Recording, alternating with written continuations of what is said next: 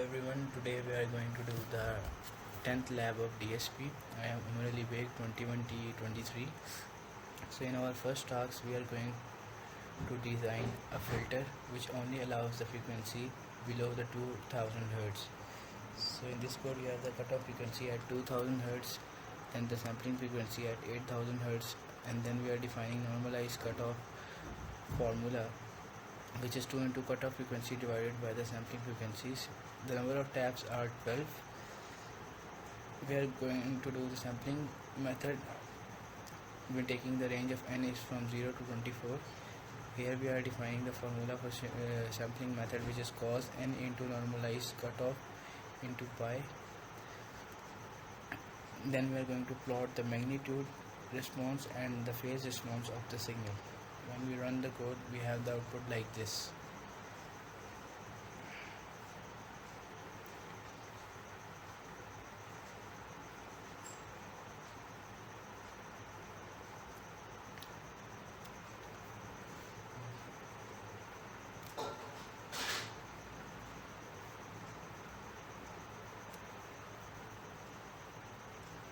जैसे कि हम यहाँ पे देख सकते हैं कि ये जो है 2000 के राउंड अबाउट की जो फ्रीक्वेंसीज़ हैं उनको अलाउ कर रहा है, तो इसके बिलो या अबव जो भी फ्रीक्वेंसीज़ हैं उनको ये अलाउ नहीं कर रहा, और इसका फेज रिस्पॉन्स कुछ इस तरह से है.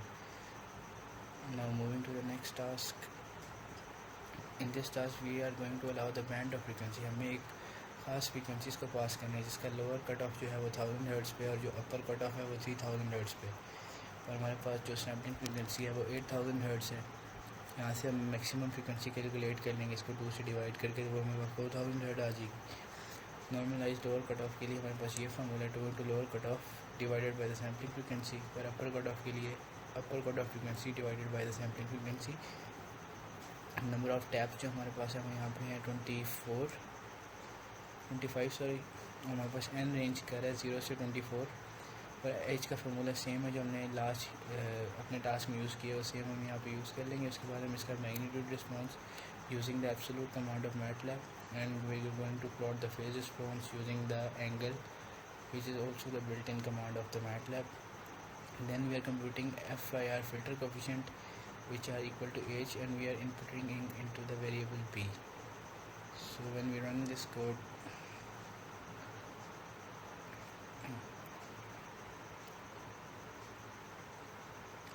so let's close this.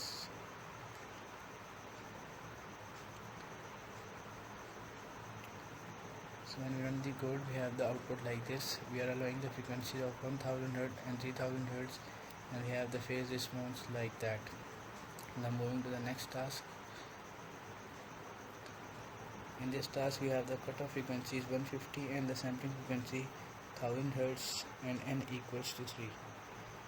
Same again हम जो है नॉर्मलाइज कट ऑफ का फार्मूला जो है हम यूज़ करेंगे. Cut off frequencies divided by the sampling frequency divided by 2. Sampling frequencies को 2 से इसलिए डिवाइड करें ताकि हमारे पास जो है मैक्सिमम फ्रीक्वेंसी आ जाए. फ्रीक्वेंसी सैम्पलिंग मेथड यूज़ करेंगे. यहाँ पे हम n को वेरी करें 0 to n-1 तक. n जो है हमारे पास 3 है तो ये 2 तक चलेगा, 3-1 2. उसके बाद हमने यहाँ पे h का जो फार्मूला है वो हमारे पास sine n into normalize cut off into pi divided by n into pi. उसके बाद हम जो है ये सारे वैल्यूज़ जो है हम असाइन कर देंगे. यहाँ पे हम FFT कैलकुलेट कर रहे हैं using the built in command of MATLAB.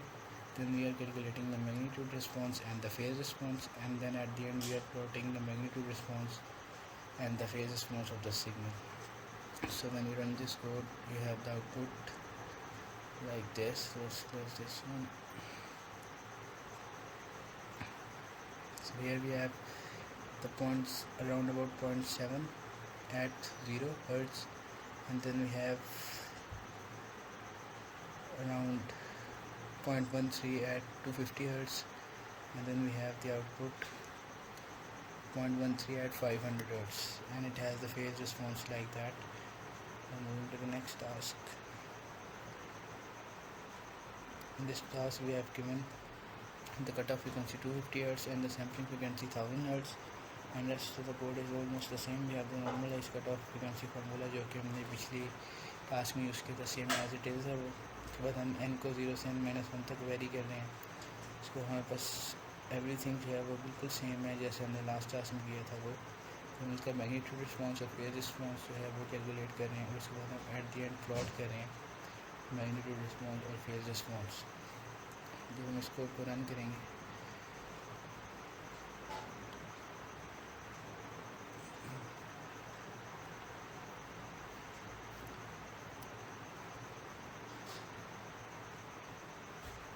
तो हमारे पास कुछ इस तरह की आउटपुट आ जाएगी। यहाँ पे हमारे पास जो 0 हर्ट्ज़ पे अराउंड अबाउट 0.2 मैग्नीट्यूड आ रहा है, और हमारे पास 250 हर्ट्ज़ पे जो है 0.7 मैग्नीट्यूड आ रहा है, और 500 हर्ट्ज़ पे भी 0.7 के राउंड अबाउट जो है वो हमारे पास मैग्नीट्यूड रिस्पॉन्स आ रहा है। उसका फेज रिस्पॉन्स कुछ इस तरह से है। Now moving to the next task.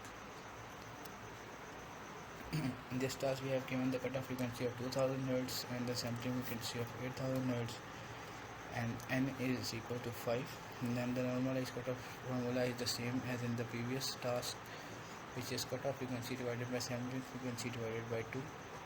And then the frequency sampling method we are using, varying the n from 0 to n minus 1, and the formula for h is sin n into normalized cutoff into pi divided by n into pi.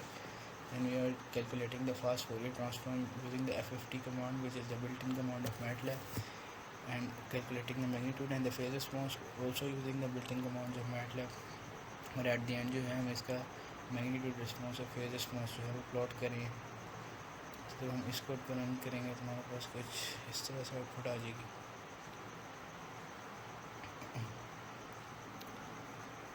इसलिए हम यहाँ पे देख सकते हैं कि इसके जो 0 पे हमारे पास 0.7 आ रहा है, हमारे पास मैग्नीट्यूड रिस्पॉन्स 1000 हर्ट्ज़ पे जो है ये अबाउट 0.8 पे है, 2000 पे जो है ये 0.2 पे है। सिमिलरली ये इसका फेज रिस्पॉन्स आ गया इसी तरह से।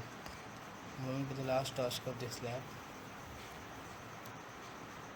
इस टास्क में हमें जस्ट जो है कट ऑफ फ्रीक्वेंसी और सैम्पलिंग फ्रीक्वेंसी जो है वो उसमें थोड़ा सा डिफरेंस है, बाकी rest of the code is same as in the previous task. वही नॉर्मलाइज कट ऑफ का हम फार्मूला यूज़ कर रहे हैं, एन को 0 से n-1 तक वेरी कर रहे हैं। एज का वही फार्मूला है, लेकिन इसकी एज -1 की वैल्यू को जो हमें वो साइन के साथ टाइम के टाइम के साथ मल्टीप्लाई करने हैं। और h1 कैसे हम कैलकुलेट करें, 1 माइनस नॉर्मलाइज कट ऑफ जो कि हमारे पास कंपेयरिंग का फार्मूला होता है उसको यूज़ करते हुए कि जो वैल्यू -1 की होगी वो +1 की होगी, जो -2 की होगी वो +2 की होगी, and so on so fourth. उसके बाद हम FFT की कमांड यूज़ करें मैग्नीट्यूड रिस्पॉन्स के लिए, हम एब्सोल्यूट की कमांड यूज़ करें फेज रिस्पॉन्स के लिए हम एंगल की कमांड यूज़ करें, और एट द एंड जो है हम अपने सिग्नल्स को प्लॉट कर लेंगे। तो जब हम इस कोड को रन करेंगे तो हमारे पास कुछ इस तरह से आउटपुट आएगी।